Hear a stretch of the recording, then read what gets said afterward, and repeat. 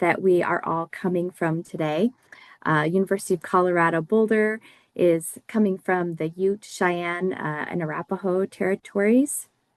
And we also have folks here from the NNA office from Alaska Pacific University and the Dinayetr campus, University of Alaska Fairbanks, which are also part of the NNA network. And Alaska Pacific University is on Dene land, and the Dinayetr campus, University of Alaska Fairbanks, is Lower Tanana Dene land.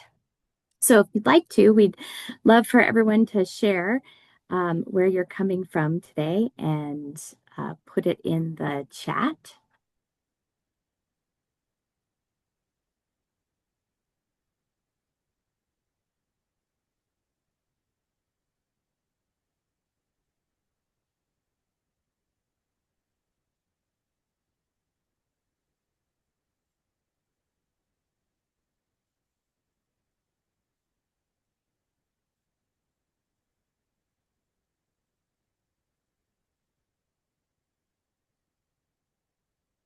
Okay, thanks for sharing, Mariama.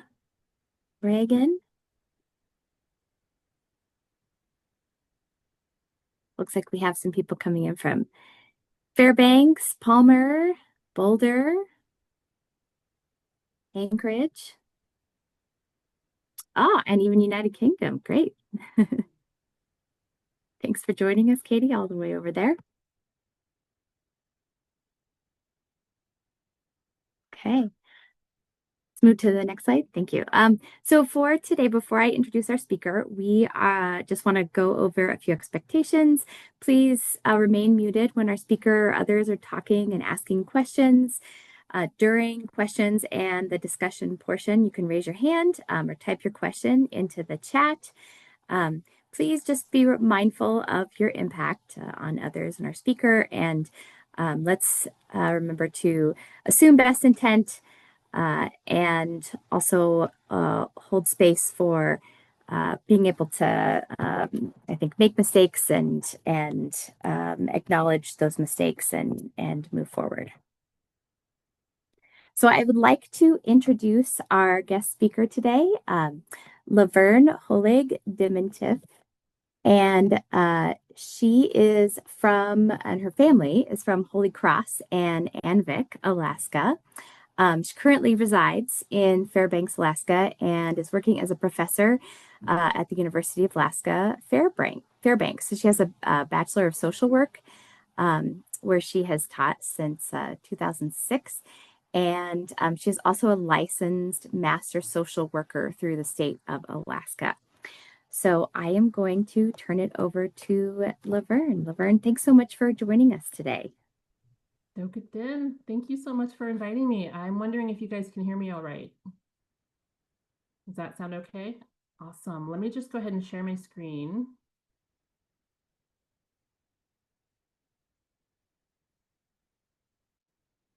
All right. Well, thank you. I'm actually going to start just with an introduction of myself again in the language. I always like to make space for our Indigenous languages and share that. And so Adeyachud, that means hello everyone. Xilegg Demientieff, my name is LaVerne Demientieff, as you heard. Deg Xit'an, I'm Deg Xit'an Athabascan Dene. Dinayetr Chag, which means I am from Holy Cross, Dinayetr, and Chag, which is Anvik. My family is from there. Sedith Nakai, Rudy and Alice Demientieff Yith Hava Ejet. My parents are the late Rudy and Alice Demientieff, and Sioj Sakangane Ve'ejet. My son is Kyrie Harris, or Sakangane, which means dragonfly. Tagatili Kayachoch Yith Nacion. I actually grew up in Nenana, which is an hour from here, and in Anchorage. And Kayachoch is this do. So I live in Fairbanks, North Pole area here. Kayachoch Kids is the big little village. So it's Kayachoch Anchorage is the big village, and then Pachochids is the big little village.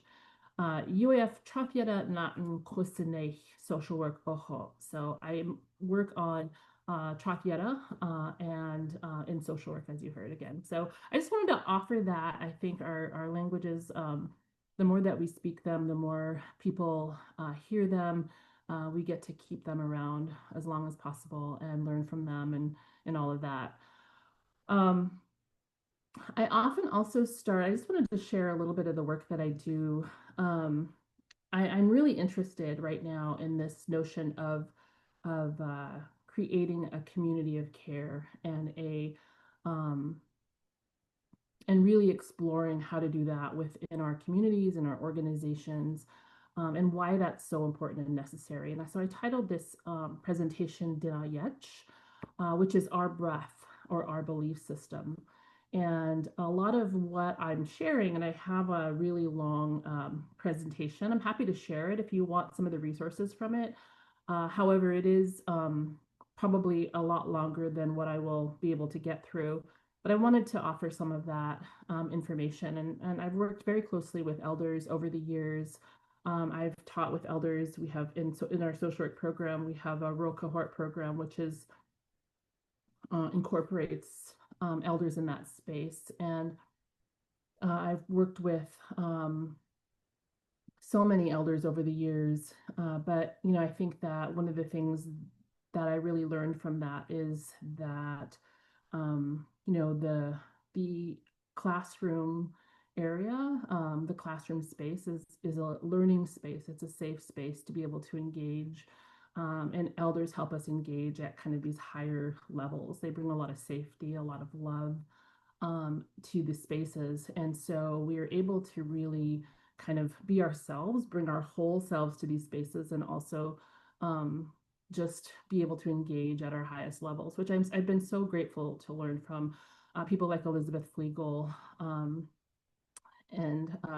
many others. But yeah, so I wanted to share a little bit about the work that I do, which is focused around primarily healing, wellness, exploring notions of the impacts of historical trauma, but also historical wellness. I do a lot with organizations and communities in these areas in multiple ways. I do a lot of trainings. I do a lot of work around creating communities of care, and then also curriculum development and things like that, that maybe add some of these pieces to it. So I actually really like this notion of starting in a good way. I've learned that from Elizabeth Flegel, and every class, when we come together with an elder, they often begin in a good way. And I've heard from many elders over the years why that's essential and important. And one reason is that so many of us are coming to these spaces, whether it's meetings or conferences or, just coming together to do work together, whatever it is, right? We come from all of the places that we've been, and so we come with all of our experiences, and sometimes those experiences have been stressful, or they're maybe overwhelming, or so our mind may be here and there and everywhere. And so elders often share, in order to kind of get everyone on the same page, to kind of get everyone feeling the same energy so that we can begin to hear each other, learn from each other, and engage at deeper levels. It's good to start in a good way in some aspect. And I think that that just really stuck with me and carried with me. And I've watched elders do this. They are masters at raising the energy when it needs to be raised and lowering the energy when it needs to be lowered. And they do that with story, and they do that with prayer and song and dance and all these other ways. And so whenever I present, I like to start in a good way, and I do think that's a tool. So the other thing, I share a lot of tools, and I think that as I go through my presentation, I'll just say this is a really good tool to put in your back pocket, just a good tool to have, recognizing if you're working with someone one-on-one, working with communities as a whole, starting in a good way works, and it really creates a space. And I really appreciated Alicia when she started. She said, if we can remember that we all make mistakes and that we can learn from them and grow from them, like that is creating space, right? For us to be whole, which means that we do make mistakes and we do, things can go wrong and things like that, and we can learn from them. So I really appreciate that. But that is what kind of, I think, starting in a good way really also does. With that, I wanted to share a couple of things to start in a good way. And I do this, if you've seen me present, I've shared a lot of things, songs and different things. I used to do a presentation, I haven't done it in a while, called What's in Your Basket? And so I just wanted to offer that. Let's go down here. There we go. So I just wanted to offer this as something that, as we begin to have conversation about creating communities of care, we often sometimes talk about, the things that create maybe trauma or stress or challenges in our own lives. And because that comes up, I always like to offer just recognizing how do we support ourselves in this way. And this is part of creating a community of care, right? Is recognizing that in the work that we do, whatever that looks like, but especially around like the changing environment and the changing climate, that we are always building ways in which we can support ourselves, our bodies, our minds, our spirits in the conversations and the work that we're doing. Because we may not know it, but we are very impacted by many of the conversations, by many of the things we're seeing and hearing. And it may feel like, well, we're fine, we're kind of doing our thing, but I think those sometimes can enter our body, the energy of um, some of the statistics and some of the challenges that we're faced with. They enter our body from a lot of different places. Could be the media, could be from a conference, could be just experiencing it. And I think that sometimes we don't recognize that it's kind of sitting in there, sitting with us and kind of building and building and building, and can eventually, just cause harm, can cause us to feel really overwhelmed and exhausted. And we're kind of like, we may not be even aware of it, right? So I always just like to say, so just part of these conversations and these practices is really recognizing how do we take care of ourselves and each other in the work that we're doing. And this What's in Your Basket was something I learned from First Nations First Nations scholar, Natalie Clark, and she's a social worker. And she's written about this, but she's got some really beautiful presentations about what's in your basket. And she works with young women around, I think, just around violence and things like that. But she talks about kind of creating your own sensory wellness kit, and supporting others to do the same. So even just thinking about what you have in your space to help ground you, what you have in your space that reminds you that, just about love or care. And I think that, the more things that you have that you're able to right around you to reach for, to touch, to hold, to smell, to hear, to begin to kind of, decrease the heightened, sometimes frustrations or overwhelm or just tiredness that we might feel on a day-to-day basis, depending on what's happening. The more that we're able to bring ourselves back into our body, take a deep breath and continue to do the good work. And I think that's part of this process is just we have to be able to recognize that, when we're heightened, and then also to try to bring ourselves back down.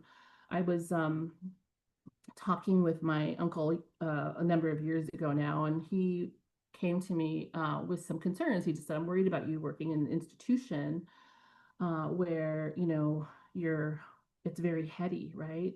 So you walk around in these organizations and institutions in your head where you're thinking about, the next thing to do, the deadlines coming up, the all of the writing that you need to do, whatever it is, we get in our heads and we're kind of walking around and talking to people or students or community in that space because we have so much, that we're thinking about in the future and past. And he said, when you are in these spaces where you're not necessarily allowed to kind of bring your whole self, be fully in your body, be heart centered, um, and you're kind of, stuck in your head, you really can miss the signs that you might be just exhausted and you need some rest. You might be missing the signs that you're really thirsty or that you haven't used the restroom in a while or just whatever it is. And he said that can create illness. And I want you to practice every day, um, moving from your head to your heart. And that was a kind of life changing for me for him to say that. And, I think that I had to practice a lot about what that means. What does it mean to move from my head to my heart? And I do know that, when early on in my career at UAF, um, I was in my head a lot. I was worried, right? Had so many classes to teach and I was trying to, present in a professional way. And I I think that, one of the things that when he said that, it was like, okay, well, yes, I do. I want to do that um, because when you're in your head, it's kind of like everything kind of is just frantic and, everything is moving and on the go. And when you move into your body, you become more present. When you move into your heart space, you become more whole. And you're able to connect to each other, students, community members, family, in a lot better way. And I just am so grateful to him for sharing that with me because I think that's another tool we could put in our back pocket is we recognize that sometimes these not sometimes these systems that we're in can be very um, they're very uh, they're very fragmented, right? And we're in a lot of silos. It They don't offer a lot of space to be whole human beings, to be able to make mistakes and to in safe spaces where we feel cared about and the ability to grow from those. I think it can be very challenging to create those spaces. That's again one of the things that I learned from elders is just that love, right? That we can bring love into the classroom into spaces, care, right? And that really is supportive of everyone else because even though it may seem like, okay, this is, I can't even remember now, but I was reading an article where they were talking about elevating this notion of care in the same way we elevate something like social justice, right? You think about social justice and we're all like, yes, we can get behind that. We want to make sure that this exists and we are part of change and things like that. And then you talk about care and you're like, that seems a little, it's less valued. It seems less like it's a powerful thing.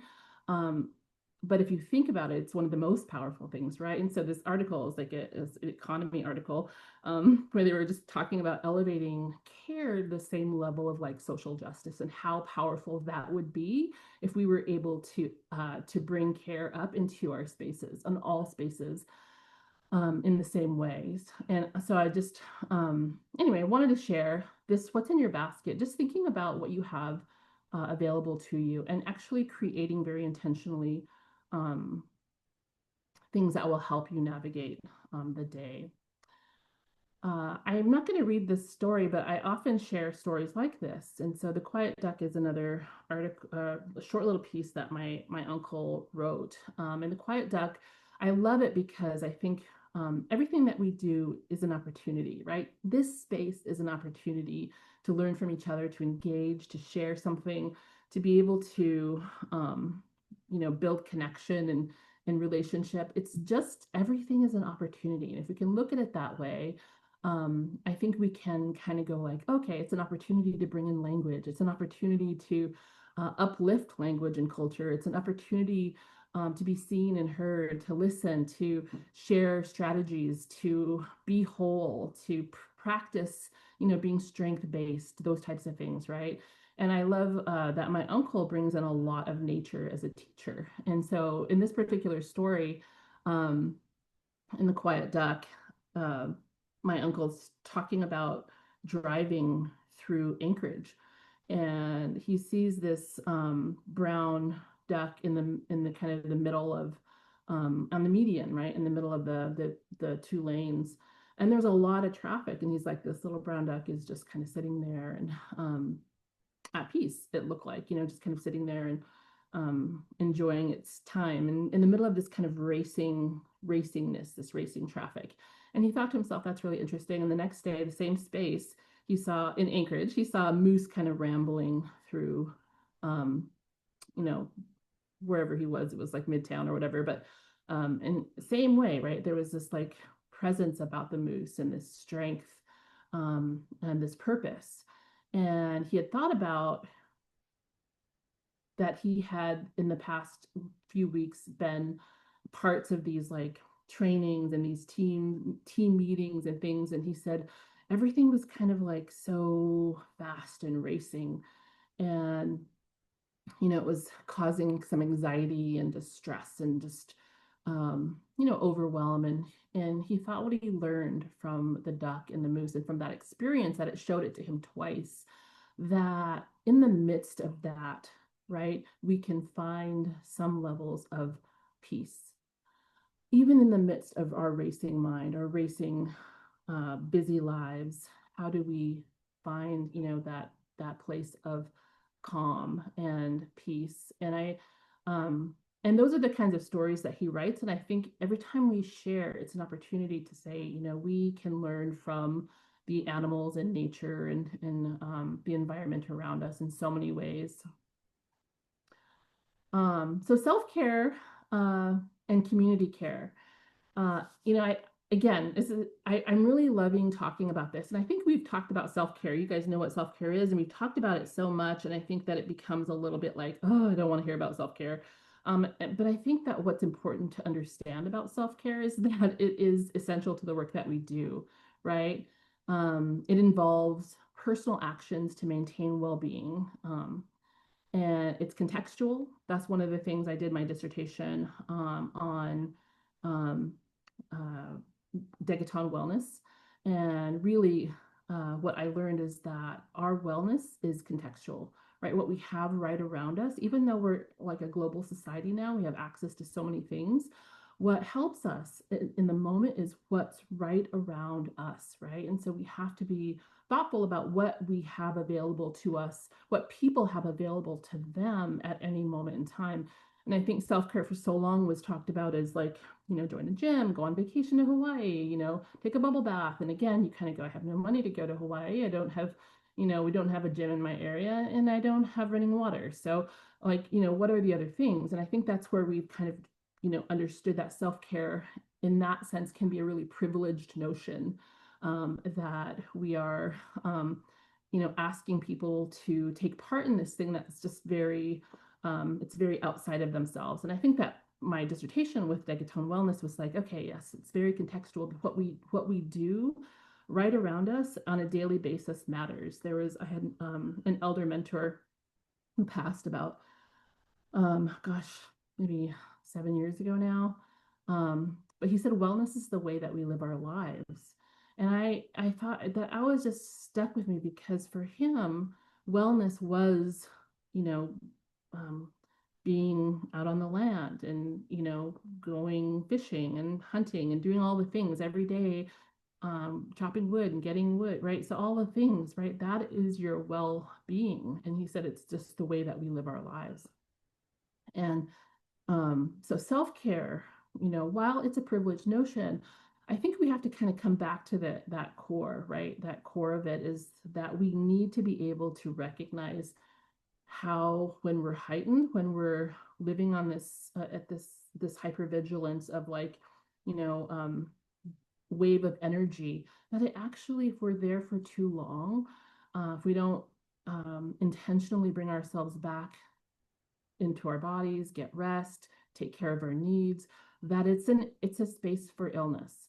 And that's kind of where we can go and kind of like, hey, let's do this. And not just me. That's where we bring community care in. And again, Natalie Clark, the First Nation scholar I mentioned earlier, is kind of where I heard some of this first. I was like, that's so amazing, of course, right? We are needing to take care of ourselves at the same time, build this community of care, which means that it's not just individual people doing self-care in all of the individual spaces, but that our organizations are creating communities of care, that we're building care within our organizations, within our communities. We're practicing it together. We're talking about it. We're talking about why we need it. We're talking about all of those things. And I think that um, that's kind of where I would love to see kind of a more of a cultural norm, right, happen. And so community care focuses on collective support and shared resources to foster mutual health benefits.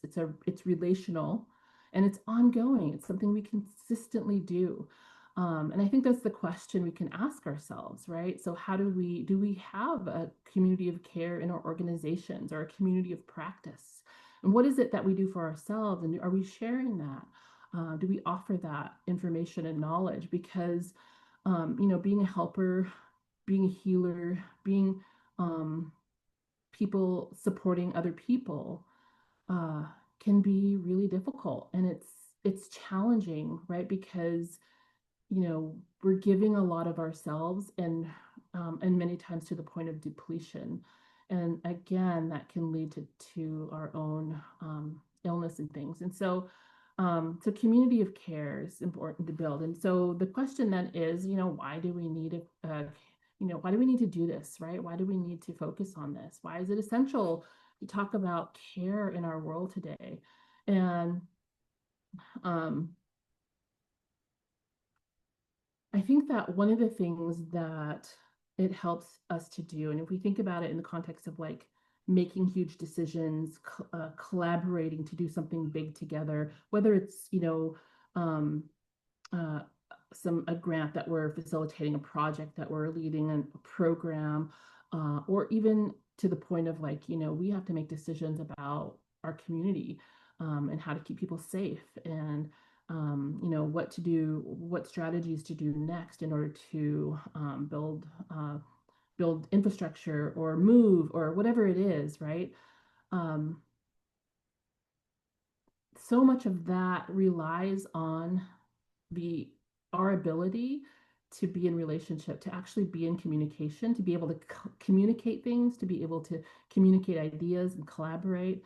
But what happens often is because these big decisions that we're part of are can be really um, scary, can be really challenging, can be really overwhelming. Um, we kind of get sucked into that, and when we get sucked into that problem kind of focused space of like this is too much, and it's not like we just get sucked into it. We may have historical trauma, we may have current traumas. These things are big, right? I think that when we ask the question, why is it essential to talk about care in our world today, all of we've gone through a pandemic, right? We are experiencing climate change at extraordinary levels. We have media divisiveness in our politics. We have so much coming at us. We're constantly kind of in this space of getting information from our social media, Facebook, and all of the things. Like we are inundated by the energy of the world every single day. Ooh, and that is a lot. It becomes a lot, and this can help, right? And it can help.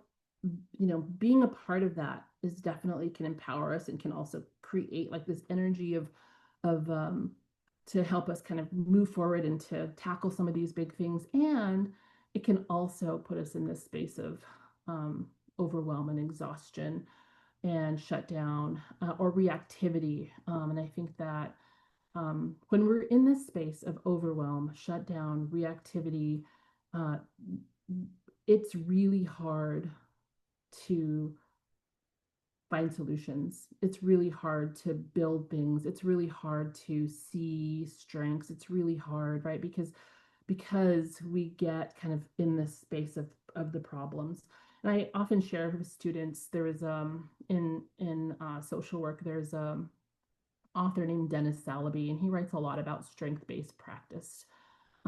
And so we teach a lot about strength-based practice in social work and recognizing like, you know, problems problems are very visible, right? We can see them very clearly. We sometimes look for them. We try to pinpoint them. We talk about them. We want to write about them, right? So um, we want to figure out how we can fix them, you know. And when we are so problem focused, it really can um, create some tunnel vision and some barriers to solutions. And there's this author who writes about strength-based framework, and he said and this is a quote. He says, accentuating the problems of clients creates a web of pessimistic expectations of and predictions about the client. Right? So when we accentuate the problems of people, it creates a web of pessimistic expectations of and predictions about the people from our own predictions, our own expectations, right? When we focus so much on the problems, that's what happens to us. Um, so again, accentuating the problems of clients or people creates a web of pessimistic expectations of and predictions about the people, the client, the people's environment, the client's environment, and the client's capability to cope with that environment, right? And so we then have these expectations sometimes when we get so problem focused that nobody wants to change, and this, you know, I'm doing all the work and this is really frustrating, and I'm so tired of it, and nobody you know cares. And you just feel the energy as I say those types of things, right? You feel the energy of the problems grow. um, and Dennis Salaby, he goes on to say, furthermore, right, these labels have the insidious potential repeated over time to alter how individuals actually see themselves and how others see them. And in the long run, these changes seep into the individual's identity. That's really, really powerful, right? To think about, you know, this, how we sometimes talk about all of the challenges a certain group of people face, and you know we again write about them, and even our world, our land, right, and nature. um, we can even bring it there, right? How we talk about them constantly as dying, or you know, whatever it is really, really powerful in the ways in which um, that helps to manifest some of that, right? And so I think that what there's another quote too by Linda Smith and Decolonizing Methodologies, when she's talking about moving away from problematizing, especially with the Indigenous problem. And she puts that in quotes. And she says, the Indigenous problem is a reoccurrent theme in all imperial and colonial attempts to deal with Indigenous peoples. It originates within the wider discourse of racism, sexism, and other forms of positioning the other. Its neatness and simplicity gives the term its power and durability. Framing the problem, mapping it, describing it in all of its different manifestations, trying to get rid of the problem, laying blame for it, talking about it and writing newspaper columns about it, drawing cartoons about it, teaching about it, researching it over and over. How many occasions, polite dinner parties and academic conferences would be bereft of conversation if the Indigenous problem had not been so problematized? And again, you know, it brings you back to this like space of like, okay, you know, we know there's challenges, right?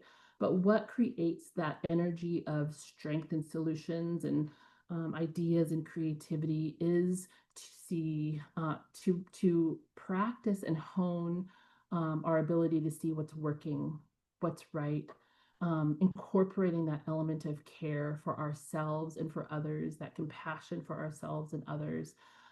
It's a powerful thing to be able to change and shift that. Um, I have the opportunity to work with elders these past few years on an elders mentoring elders camp. And I've really learned a lot from the elders in this space because, and this is part of kind of uplifting um, elders' voices and priorities. And I was so grateful to be able to work on this camp with the elders. And one of the things when Jessica Black and I started working with this particular funder and grant, we initially went to the elders and asked, what were their, what did they feel like their priorities were there, and they talked about a lot about the disconnections that has happened in their history, right, through boarding schools um, and the time lost, right, with family at certain important areas of their lives, and how that um, has carried with them, and if we think about how that might relate for us too, we think about, maybe certain times of our lives where we miss something really valuable or important. And I think about even children in foster care, child welfare, where children are taken from the home. And, there's all kinds of circumstances around it. And they're also losing time, right, with family, within community, on the land. But that's what these elders are talking about, really. They're sharing, like, there's this huge moments of time that were really important for us as individuals and as a community and as a people, that we missed. We missed time with our aunties and our grandmas and our uncles, and doing things on the land and learning about plant medicine and learning about how to put away and harvest and put away food and all of that. And how over time that's really created sometimes even a sense of, well, definitely grief, but also a sense of shame or sadness, or frustration, anger, right? Um, because one of the things, and I'll speak for myself, one of the things that many people, as Indigenous person, many people ask, do you know your language? Do you know how to bead earrings? Do you bead earrings? Do you sew? Do you knit? You know, do you put away your own fish? All these things, like, so these questions, while they're very innocent in terms of asking, they can bring up a lot for people, because I didn't actually start learning my language until I was in my 20s, and my parents kind of lost that in the Holy Cross mission, and before that, right? And so through all of the early contact and all of the things that happened, um, and we have, just a few speakers left of our language, fluent speakers. So there's a lot of pain, there's a lot of grief in that, right?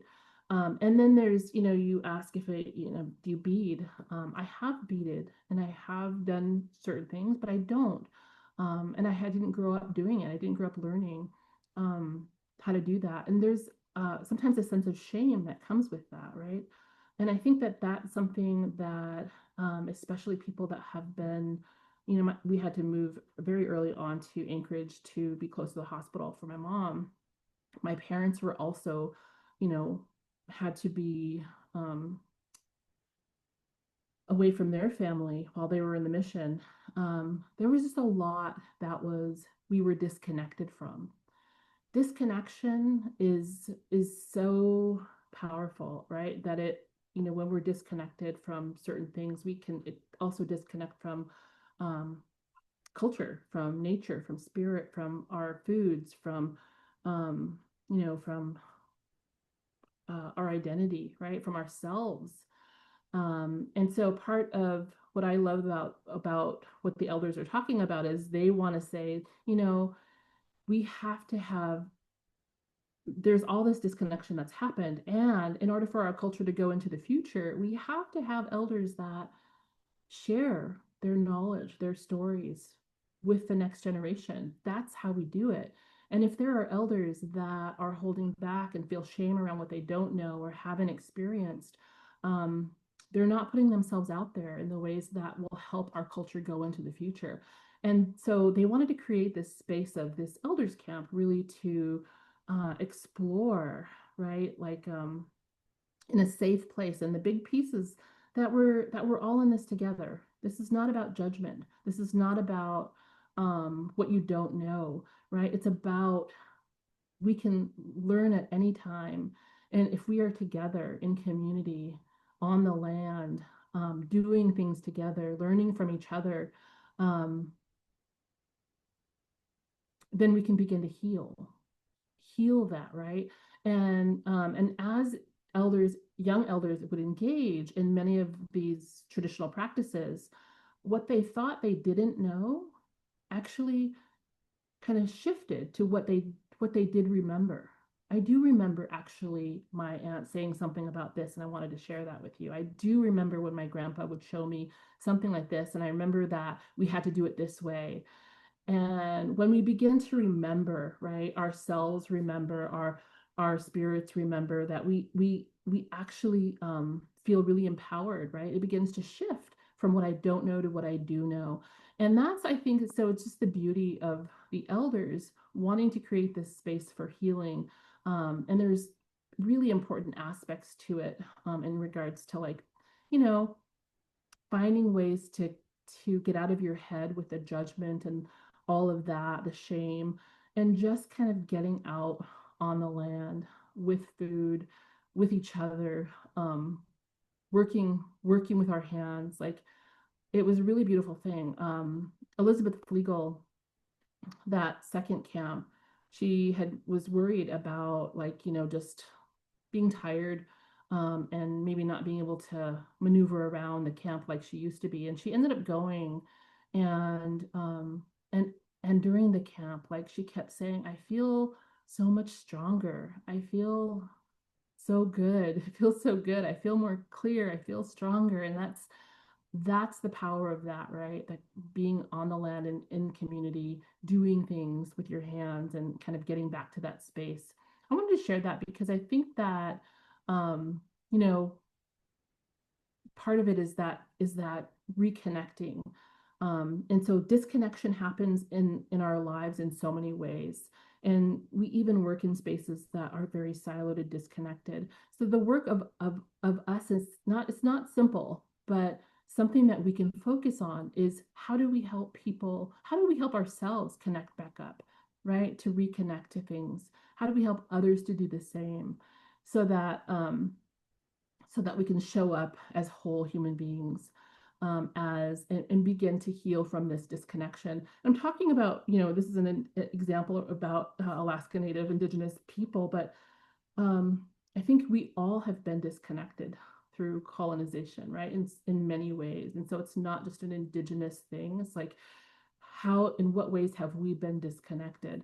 And again, not with judgment. Let's do it with love, right? With passion. And when I teach a language class every week, and you can't participate or teach a language class without love um, because of what happened, right? There's so much grief and pain attached to that, to sometimes sharing and to learning and to feeling, have maybe like people that are in their 60s to 70s to 80s come and say, oh, I don't say it very well, or, um, I didn't really learn, and I'll just sit back and listen.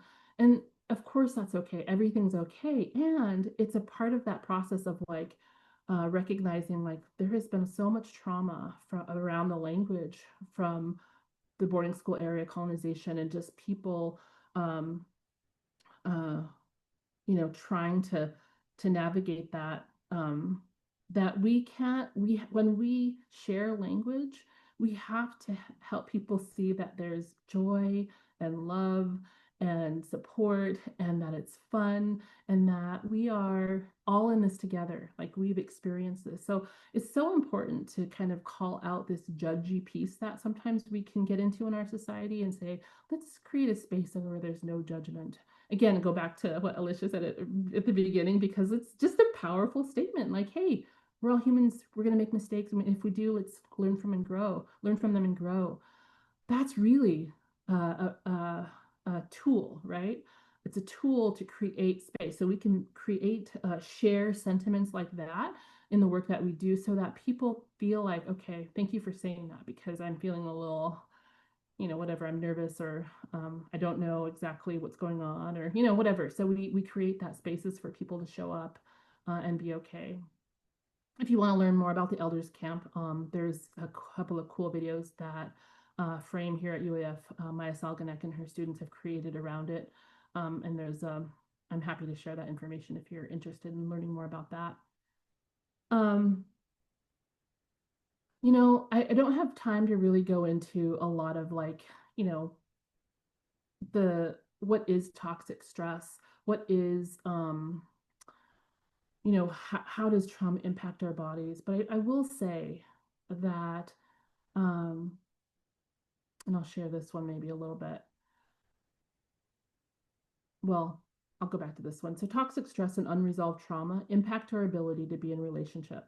It just does. And so, if we think about even not even just toxic stress, if we're just stressed and overwhelmed, right?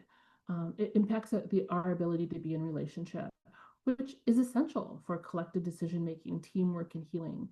It also adds to disconnection, creates barriers, creates limitations, decreases creativity, and decreases collaboration.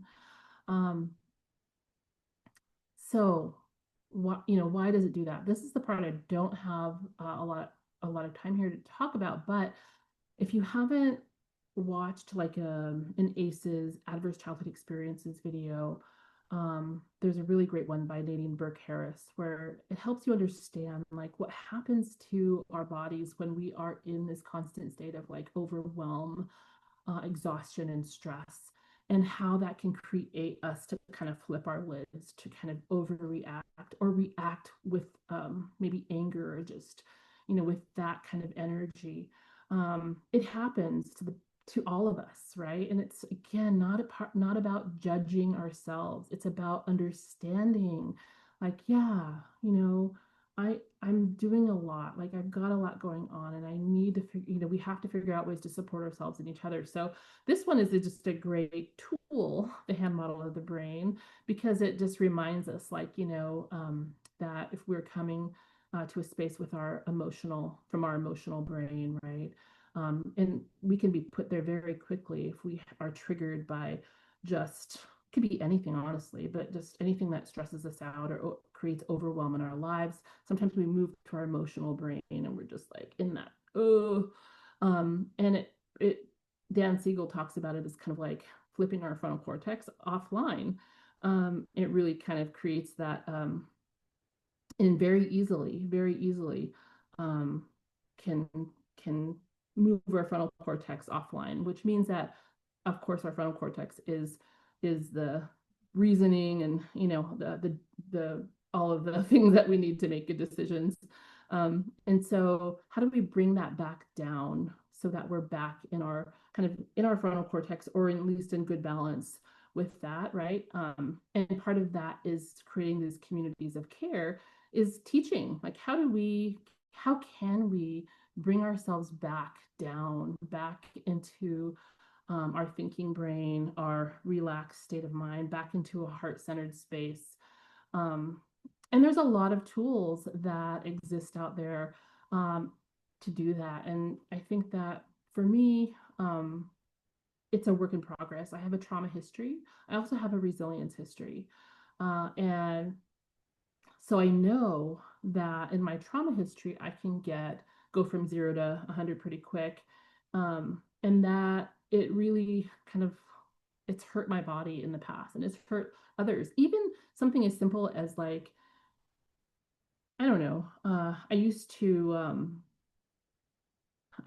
use silence, right, as a weapon.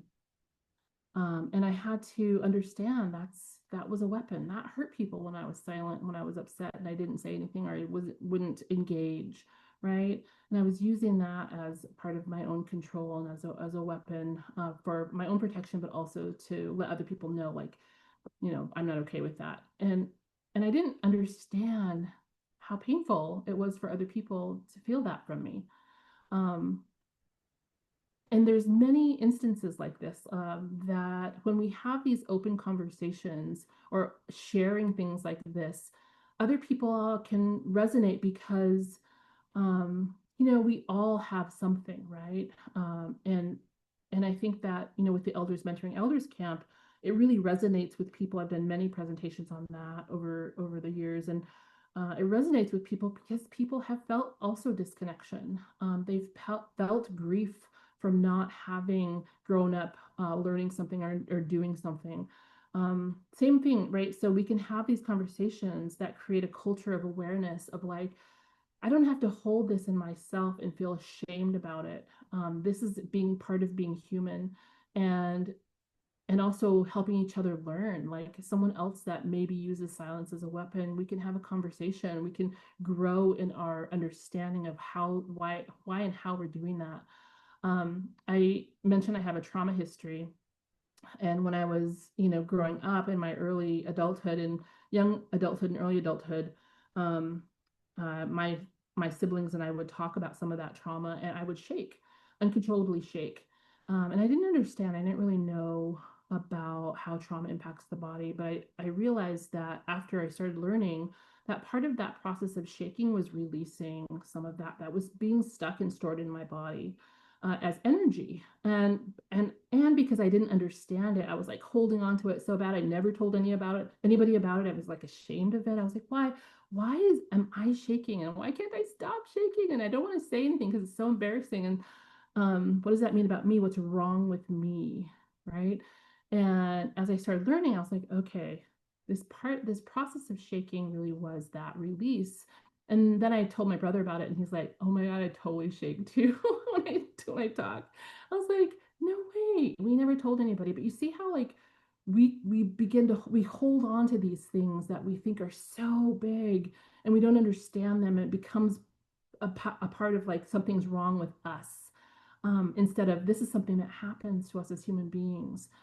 That's what creating community of care, community um, of support can help with, because we sometimes have, these things that we're dealing with that we just maybe haven't learned about, don't understand. And it's so valuable to get beyond that and kind of be able to share it, like, because and now I look at so many books, and I'm like, there's so many instances of shaking, and in Indigenous culture, there's shaking ceremonies. We have done that to help ourselves release and move through things.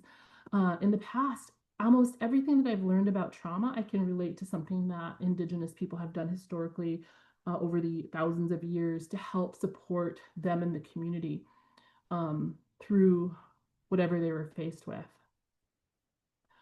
Um, I think I apologize. I can talk a lot on this. I would just say, there's so many. There's a lot to say on this, and we just had very little time. But that, their examples of resilience and wellness are rooted in all cultures and communities across Alaska and the world. um, that what I was talking about, shaking in my area, we have something called Tea Partner, Hasaholvid. We have memorial potlatches, naming ceremonies. All of these create connection. All these create responsibility for each other, for supporting each other, to be able to move through what we call just being human, right? Dealing with death, dealing with change, dealing with, um, you know, other traumas and things like that. That was all it's built into our societies, how to deal with that. And so we can learn a lot from that. And our language is a part of that, which is why I think it's so important to constantly bring that up, because it can be very helpful. I think I'll stop there. I will say again, I have so many I have so many slides, and I have a lot of resources, and I do have a lot of um, just a lot of resources within the slides. And so, like I said, I'm happy to share them. I know this is being recorded, so others in the future might be listening to it. And thank you for listening.